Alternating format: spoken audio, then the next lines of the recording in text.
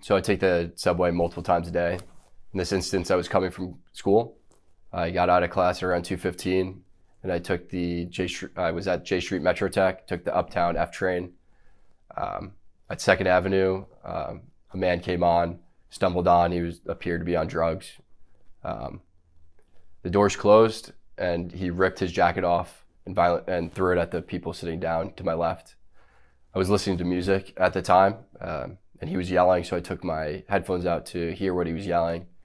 And the three main threats that he repeated over and over was, "I'm gonna kill you, I'm prepared to go to jail for life, and I'm willing to die." You know, this was a scary situation, and Mr. Neely came on. He was threatening. I'm 6'2", and he was taller than me, so it was. And there's a common misconception that Marines don't get scared.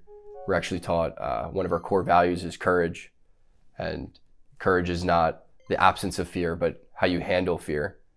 And you know, I was scared for myself, but I looked around. I saw women and children. He was yelling in their faces, saying these threats. I couldn't just sit still. Some people say that I was holding on to Mr. Neely for 15 minutes. This is not true. I mean, between stops is only a couple minutes. So the whole interaction lasted less than 5 minutes. Some people say I was trying to choke him to death, which is also not true. I was trying to restrain him. You can see in the video, there's a clear rise and fall of his chest, indicating that he's breathing. I'm trying to restrain him from him being able to carry out the threats. And then some people say that this was about race, which is absolutely ridiculous. I didn't see a black man threatening passengers. I saw a man threatening passengers, a lot of whom were people of color. The man who helped restrain Mr. Neely was a person of color. And then a few days after the incident, I read in the papers that a woman of color came out and called me a hero. I don't believe that I'm a hero, but she was one of those people that I was trying to protect. We were all scared. Mr. Neely was yelling in these passengers' faces, and they looked terrified.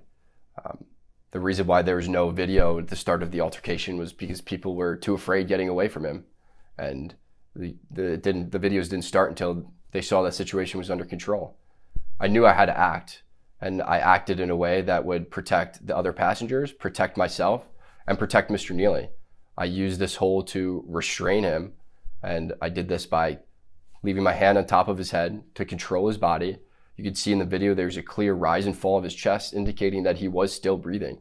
And I'm calibrating my grip based on the force that he's exerting.